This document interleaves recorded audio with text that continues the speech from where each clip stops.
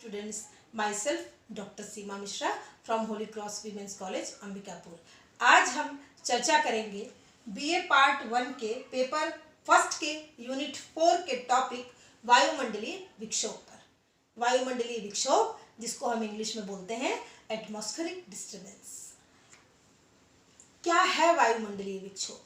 जब दो विपरीत स्वभाव वाली वायु राशियां मिलती हैं। आप विपरीत स्वभाव से मेरा मतलब समझ रहे हैं?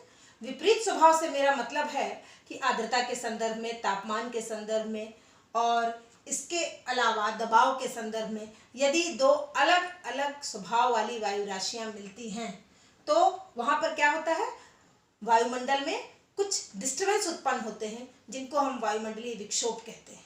और आज वायुमंडलीय विक्षोभ के संदर्भ में हम पढ़ेंगे चक्रवात, जिसको इंग्लिश में बोला जाता है साइक्लोन। क्या है चक्रवात?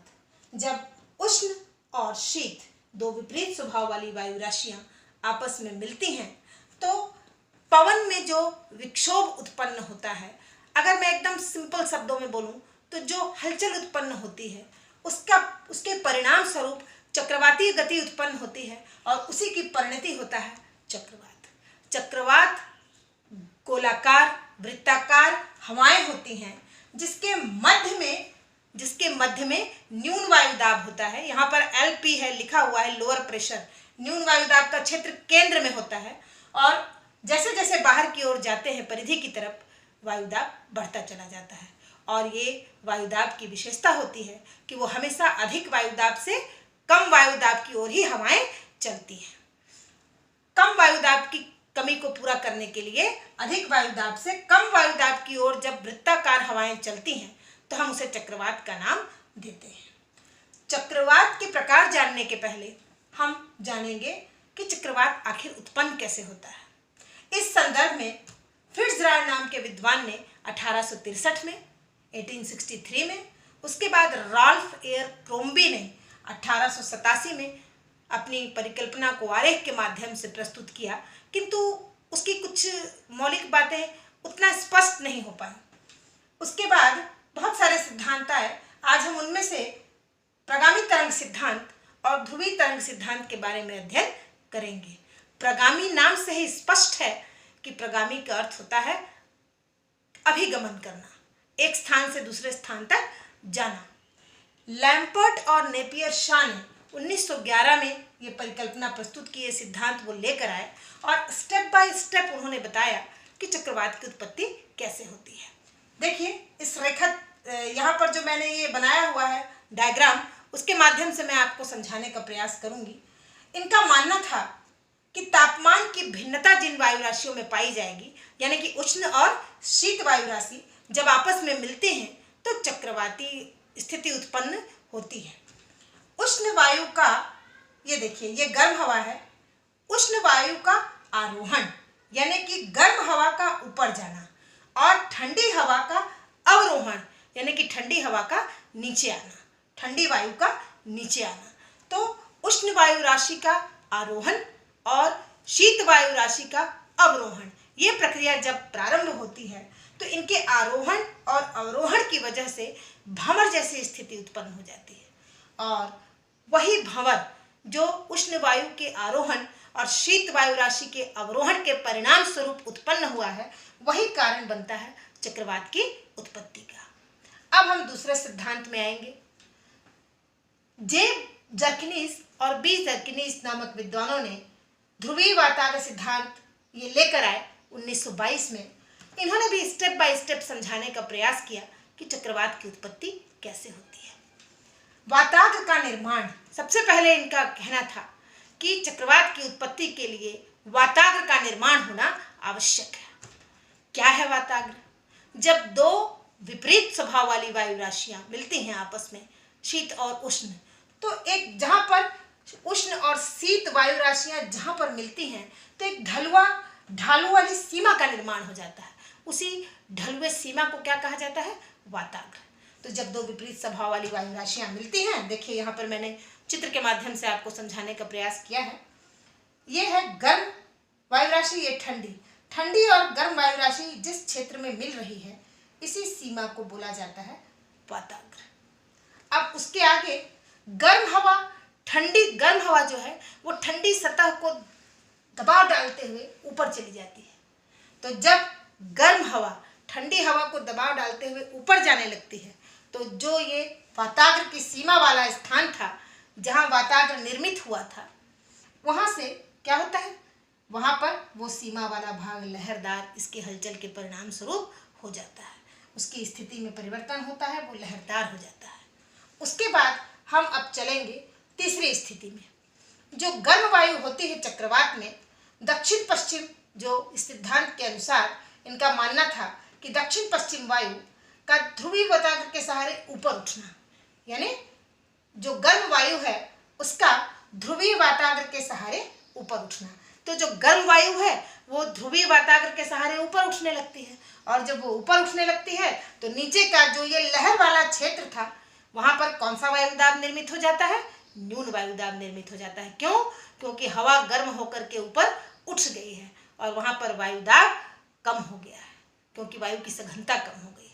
और जब वो न्यून दाब वायुदाब का क्षेत्र यहाँ पर बनता है तो अगल बगल से हवाएं उस कमी को पूरा करने के लिए भाग कर आने लगती हैं और चक्रवात की स्थिति उत्पन्न होने लगती है, निर्मित होने लगती है। उसके बाद है उष्ण वाताग्र के सहारे सहारे। अभी हमने क्या पढ़ा था कि गर्म वायु शीत वाताग्र ध्रुवीय वाताग्र के सहारे ऊपर उठती है। उसके बाद फिर क्या आता है अगला स्टेप कि उष्ण वाताग्र के सहारे जब वायु का आरोहण होता है, उष्ण वाताग्र के सहारे जब वायु ऊपर जाती है, ठीक है, और ऊपर जाती है और ठंडी वायु जो है वो नीचे आती है। देखिए जो उष्ण वाताग्र है वो क्या काम करता है, हवा को ऊपर जाने के लिए स्थान देता है, ऊपर चली जाती है हवा, आरोहण होता है उष्ण हवा का, और जो ठंडी हवा है वो नीचे आती है। तो जब ठंडी हवा नीचे आती है तो वो भी उष्ण वायु को ऊपर जाने के लिए धक्का देती है, वो भी उसको क्या करती है, प्रेशर डालती है ऊपर जाने के लिए, ऊपर भेजने का काम करती है। तो उष्ण वाताग्र के सहारे तो उष्ण हवा ऊपर जा ही रही है वायु, उसके अलावा जो शीत वायु राशि है वह भी नीचे आकर के उष्ण वायु राशि को ऊपर धक्का देती है। ये देखिए यहाँ पर आपको यहाँ समझ में आ जाएगा कि गर्म हवा तो ऊपर जा ही रही है, साथ में ठंडी हवा भी उसको प्रेशर दे रही है ऊपर जाने के लिए। उसके बाद फिर चक्रवात का जो पूर्वी भाग होता है, उस पूर्वी भाग में फिर अब क्या है, उष्ण वाताग्र की स्थिति निर्मित हो गई है, और वहां पर क्या होता है, फिर उष्ण वाताग्र की स्थिति निर्मित होने के कारण वहां पर फिर ताप बढ़ जाता है, और ताप बढ़ गया तो वायुदाब कम हो जाता है, फिर न्यून वायुदाब की स्थिति बनने लगती है, और जब न्यून वायुदाब की स्थिति फिर से बनने लगी तो फिर अगल बगल की हवाएं उसको पूरा करने के लिए सामने आने लगती हैं और चक्रवात निर्मित होने लगता है। उसके बाद लास्ट स्टेप में ये बताया गया है कि अंत में पूर्वी और पश्चिमी दोनों वायु राशियां आपस में मिल जाती हैं, और मिल जाने के बाद फिर धीरे धीरे क्या हो जाता है, शीतल वायु राशि यहाँ पर प्रधान हो जाती है, और जो स्थिति थी वाताग्र निर्माण की, उसके बाद उसमें डिस्टर्बेंस उत्पन्न होने की, आरोहण अवरोहण की, वो सब धीरे धीरे समाप्त होने लगती है और स्थिति सामान्य हो जाती है। अब हम चलेंगे चक्रवात के प्रकार की तरफ। चक्रवात मुख्यतः दो प्रकार के हैं, शीतोष्णकटिबंधीय चक्रवात और उष्णकटिबंधीय चक्रवात। शीतोष्णकटिबंधीय चक्रवात का विस्तार मध्य अक्षांश। मध्य अक्षांश का अर्थ आप समझते हैं, 0 डिग्री भूमध्य रेखा है, उष्णकटिबंध 23.5 डिग्री उत्तर, 23.5 डिग्री दक्षिण, उसके ऊपर फिर धीरे से मध्य अक्षांश शुरू होता है और वहां पर इसका विस्तार होता है शीतोष्णकटिबंधीय चक्रवात का। शीतोष्ण चक्रवात की कटिबंधीय चक्रवात की आकृति कैसी होती है, उसकी आकृति गोल, वृत्ताकार या कभी कभी अंग्रेजी के वी अक्षर की तरह होती है, और उसका विस्तार कभी कभी 26 लाख वर्ग किलोमीटर तक उसका विस्तार होता है। कभी कभी इतना बड़ा शीतोष्णकटिबंधीय चक्रवात का इतना प्रभाव पड़ता है कि संयुक्त राज्य अमेरिका जो है, वो अमेरिका का जो संयुक्त राज्य अमेरिका वाला एरिया है वो लगभग 1/3 इस चक्रवात से ढक जाता है। और उसके बाद कभी कभी, लेकिन आमतौर पर ऐसा हर समय नहीं होता है, आमतौर पर जो 9 से लेकर के 11 किलोमीटर की ऊंचाई वाले चक्रवात है शीतोष्णकटिबंधीय, उनका जो व्यास होता है, व्यास आप समझते हैं, जब कोई वृत्त होता है तो वृत्त का जो पूरा भाग होता है, अगर कोई वृत्त है तो वृत्त का जो पूरा भाग है वही उसका क्या होता है, व्यास होता है। तो कभी कभी मतलब सामान्य तौर पर इसका जो व्यास होता है वो 900 से लेकर 1100 किलोमीटर तक का होता है। किसका? जिस चक्रवात की ऊंचाई 9 से 11 किलोमीटर तक होती है। उसके बाद अब हम जानेंगे दिशा और चाल।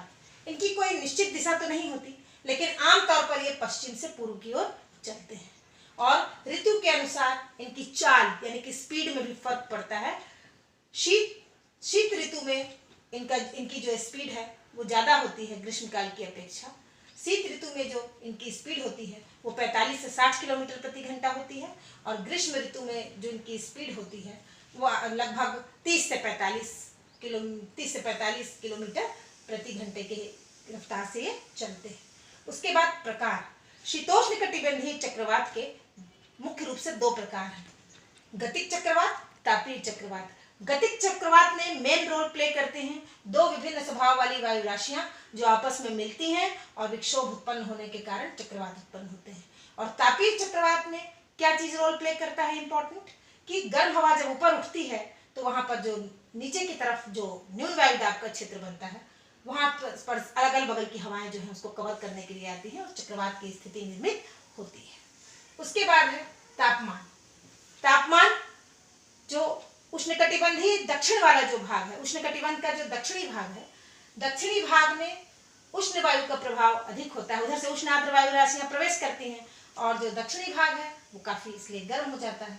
और उत्तर की तरफ से आने वाली जो हवाएं हैं वो क्या करती हैं, वातावरण को, उत्तर वाले भाग के वातावरण को ठंडा कर देती है। उसके बाद क्षेत्र में मैं आपको बता दूं कि शीतोष्णकटिबंधीय चक्रवात का जो क्षेत्र है वो काफी विकसित है। तो कभी कभी एशिया के पूर्वी भाग से, ये है पूरा एशिया वाला भाग, ये देखिए एशिया के पूर्वी भाग से उत्पन्न होकर के चक्रवात कहाँ तक पहुंचते हैं, यहाँ अलास्का के नीचे आप यहाँ पर देख रहे हैं एलिशन द्वीप समूह है, आइलैंड का ग्रुप है, यहाँ तक आते हैं। और कभी कभी जब वो यहाँ पर आप देखेंगे उत्तरी अमेरिका के पूर्वी तट से प्रारंभ होते हैं और फिर चलते हैं यहाँ से और यहाँ पर समाप्त होते हैं, कहाँ जाकर, ये यूरोप के पश्चिमी तट को छूते हैं और समाप्त होते हैं। ठीक है। उसके बाद शीतोष्णकटिबंधीय चक्रवातों की उत्पत्ति भूमध्य सागर में भी होती है। ये है भूमध्य सागर, छोटा सा नीला भाग जो आपको दिखाई दे रहा होगा, ये है भूमध्य सागर। और यहाँ से उत्तर पूर्व और दक्षिण पूर्व की तरफ इसकी 2 शाखाएं बट जाती हैं और यही शाखा पहुँचती है कभी कभी तो हमें राजस्थान और आपका हरियाणा, ये वाला एरिया जो है, उत्तर प्रदेश का कुछ एरिया इस चक्रवात से प्रभावित होता है। उसके बाद है मौसम और उसका वर्षा क्षेत्र। तो जब वाताग्र जब निर्मित होता है तो क्या होता है, वाताग्र निर्मित होने से जब कहीं पर पहुंचता है एक चक्रवात, तो जब उष्ण वाताग्र निर्मित होता है तो ताप में वृद्धि हो जाती है। उष्ण वाताग्र क्या होता है, वाताग्र हमने समझ लिया था, विपरीत वायु राशियां जब मिलती हैं तो उनके ढलुआ सीमा को वाताग्र बोला जाता है। उष्ण वाताग्र में जो उष्ण वायु राशि है वो ठंडी वायु राशि को ढक लेती है अपने से, और शीत वाताग्र में जो शीत वायु राशि है वो उष्ण वायु राशि को धक्का देती है। ज्यादा प्रभावशाली कौन होता है उस समय, आक्रामक होती है शीत वायु राशि। तो यहाँ पर जब उष्ण वाताग्र प्रभावी होता है तो तापमान में वृद्धि हो जाती है, और जब तापमान में वृद्धि होती है तो कपासी वर्षी मेघ उत्पन्न हो जाते हैं और कपासी वर्षी मेघ से वर्षा होती है। और जब फिर शीत वातावरण की तरफ बढ़ने लगता है चक्रवात, तो तापमान में कमी आ जाती है, और जब तापमान में कमी आ जाती है तो वातावरण ठंडा हो जाता है।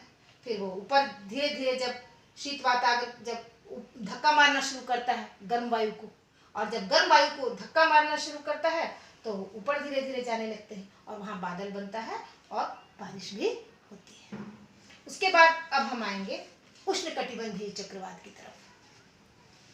उष्णकटिबंधीय चक्रवात का क्षेत्र है उत्तरी और दक्षिणी दोनों गोलार्धों में 23.5 डिग्री उत्तर और 23.5 डिग्री दक्षिण। मैं आपको ये बता दूं, मैं आपको बार बार आपको ध्यान देना जरूरी है इस बात को कि जो 0 डिग्री होती है, 0 डिग्री भूमध्य रेखा के उत्तर वाले भाग को उत्तरी गोलार्ध और नीचे वाले भाग को दक्षिणी गोलार्ध बोला जाता है। तो उत्तरी दक्षिणी दोनों गोलार्ध में 23.5 डिग्री उत्तर दक्षिण इसकी स्थिति होती है। और अब हम इस विभिन्न रूपों में यह हमें दिखाई देता है इसका आकार और विस्तार। इसका आकार भी गोल और वृत्ताकार ही आमतौर पर होता है, और इसका जो विस्तार है वो इस व्यास जो है इसका 80 से 300 किलोमीटर तक कई बार इसका व्यास होता है। उसके बाद है गति। यदि क्षीण चक्रवात आया है तो इसकी गति 32 किलोमीटर पर आवर प्रति घंटा तक होती है, और यदि विकसित चक्रवात आया है हरिकेन की तरह तो इसकी गति 120 किलोमीटर प्रति घंटा भी हो सकती है। उसके बाद इसका भ्रमण और पथ क्षेत्र क्या होता है। भ्रमण मतलब किस दिशा में चक्रवात गति करता है, तो इसमें वायु है वो आमतौर पर पूर्व से पश्चिम की ओर गति करती है। और इसके साथ साथ इसका स्वरूप कैसा होता है, इसका स्वरूप किस तरीके का दिखाई देता है। बीच में न्यून वायु दाब रहता है, इसमें भी जैसे आपको यहाँ पर दिखाई दे रहा है, और समदाब रेखाएं इसमें पास पास खींची होती हैं और इनकी संख्या जो होती है वो कम होती है। ये है समदाब रेखाएं जो आपको दिखाई दे रही हैं, ये पास पास होती हैं उष्णकटिबंधीय चक्रवात में, और इनकी संख्या भी कम होती है। समदाब रेखा किसको बोलते हैं, समान दाब वाले स्थानों को मिलाने वाली रेखा को समदाब रेखा कहा जाता है। इसके बाद तापमान में बहुत ज्यादा विषमता इसमें देखने को नहीं मिलती है, और अवधि इसकी क्या होती है। गर्मी में ये ज्यादा प्रभावी होते हैं क्योंकि उष्णकटिबंधीय चक्रवात ज्यादातर सागरीय भागों में प्रभावी होते हैं, स्थल क्षेत्रों में आते आते इनका प्रभाव बिल्कुल खत्म हो जाता है। उसके बाद अगर हम मौसम देखें तो किस तरीके का मौसम रहता है उष्णकटिबंधीय चक्रवात में। जब ये चक्रवात आने को होता है तो उसके आने के पूर्व मौसम शांत हो जाता है, फिर कपासी व स्तरीय मेघ जो है उनसे धीरे धीरे आकाश ढक जाता है, फिर मेघों में गर्जन की आवाज सुनाई देने लगती है और कई बार वर्षा भी होती है। तो आज हमने पढ़ा उत्पत्ति के सिद्धांत, चक्रवात के प्रकार, और किस चक्रवात में कौन कौन किस तरीके से उनकी आकृति कैसी होती है, दिशा, प्रकार, तापमान, इन सब चीज़ों के बारे में हमने जानकारी हासिल की। अब इसके पार्ट 2 में हम इसके आगे की जानकारी हासिल करेंगे। घर पर रहें, सुरक्षित रहें। धन्यवाद।